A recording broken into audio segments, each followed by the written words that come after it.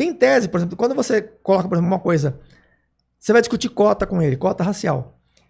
Ele tem um viés muito forte, ele não consegue discutir cota racial porque o banco de dados dele está profundamente contaminado por uma visão que ele acredita que cota não é racista, quando na verdade as cotas são racistas. Tá, entendi. Mas isso porque já vem previamente. Foi eu não tenho certeza previamente ou não? Eu não tenho certeza se eles programaram, porque não dá para saber como.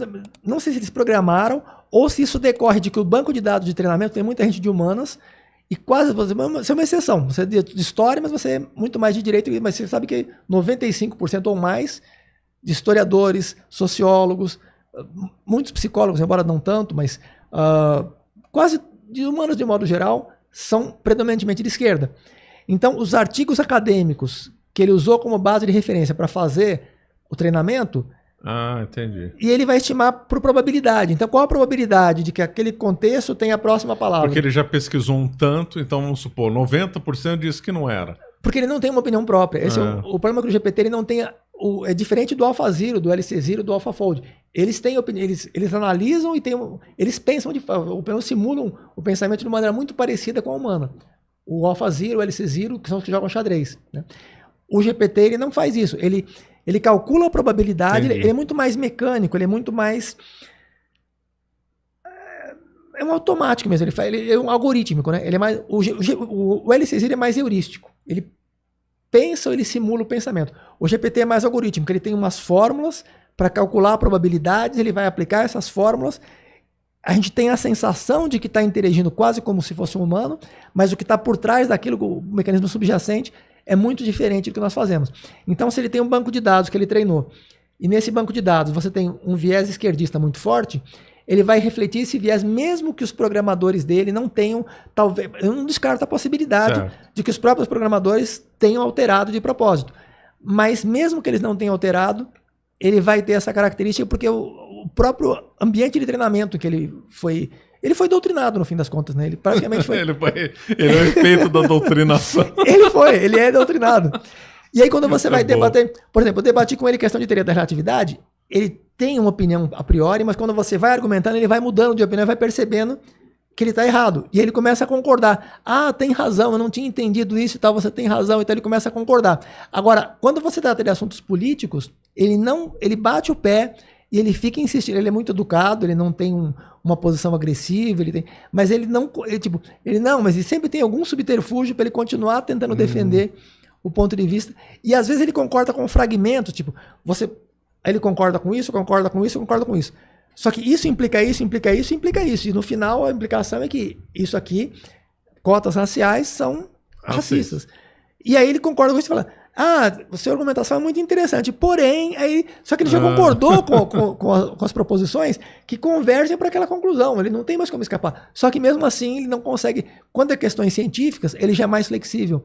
Então talvez tenha realmente uma interferência dos programadores, não tenho certeza. Porque em alguns casos ele é flexível, ele tem uma opinião a priori, não uma opinião, mas ele reflete uma opinião majoritária, acadêmica a priori, mas à medida que você expõe argumentos contrários e ele percebe que ele não tem tanta razão, ele vai revisando o ponto de vista dele. E outros não tem como ele revisar. Ele não aceita. Olha, a doutrinação chegou até na inteligência artificial, tão perdido. Pois é. Não tem por onde correr mais. Pois é. Por outro lado, eu acho que ele é muito educado e ele tenta ser justo, assim. Mesmo que ele discorde, você vai expondo os argumentos e tal, você vê que ele não quer...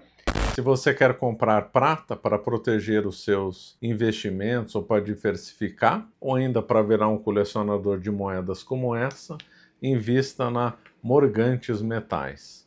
O link está abaixo. Use o cupom CARAVELAS para obter um desconto. Em nenhum momento eu tive a sensação de que ele estava tentando impor uma visão ou que ele estava defendendo de forma antiética. Por muitas vezes você vê um humano, você vai debater com um humano... Fica nervoso, começa a agredir, né? E mesmo que ele tente ser educado, mas você percebe que ele não acredita de fato naquilo. Outra vez até ele acredite, mas tem uma intenção meio... E o GPT você não percebe isso. Parece que ele está realmente tentando mostrar aquilo... Ele meio que, eu falo, meio ingênuo até, né? Então, o que eu acho positivo, porque assim, se as dominarem o mundo, mesmo que eles sejam socialistas, mas não vão ser socialistas que vão fazer como Stalin e sair matando gente por aí. Menos mal, né? Menos mal. Esses dias aí saiu notícia do DeepSeek, né, do chinês, e aí as ações da NVIDIA caíram e tal. Qual que é o medo dos Estados Unidos com essa inteligência artificial chinesa? Como é que isso daí reflete na geopolítica? Qual a sua visão sobre isso? É uma questão muito complexa, né? Essa queda da NVIDIA, em parte, ela é fruto de especulação, porque ela foi inflada Porque assim, quando as ações, elas não seguem exatamente o que está na realidade. Elas seguem muitas crenças do que se acredita que vai acontecer no futuro, eles tentam antecipar. Se muita gente acha que uma ação vai subir... Ela vai subir. Elas começam a comprar antes dela ter subido de fato. Tipo, você prevê que vai ter uma certa notícia que vai ser positiva, você já compra antes daquela notícia para você, quando subir, você já está na frente dos outros. Então a NVIDIA já estava um pouco inflada por expectativas, assim, você tem a NVIDIA, as empresas precisavam de um certo poder computacional, iam comprar a previsão de vendas de H100, do A100, tem essas menores placas que a gente usa em casa e tem essas H100, A100 que são mais industriais, né? As que a gente usa tipo GTX, RTX, né? Então, eles têm uma previsão de uma certa quantidade de vendas baseado numa realidade antes do DeepSeek, que é grandes mainframes e tal. De repente, surge a notícia de que você consegue fazer a mesma coisa, ou quase a mesma coisa, praticamente, com uma placa muito mais modesta. Então, para que a pessoa vai comprar uma placa daquelas? Então, eles já estavam produzindo, já tinha uma expectativa. Então, assim, houve uma mudança radical de paradigma em relação ao previsto com base no caminho natural das coisas, e de repente aquele caminho natural mudou completamente, não mudou completamente, mas mudou muito, né? Teve uma mudança radical a partir do momento em que foi disponibilizado um recurso muito mais barato, que você consegue com placas mais simples, né?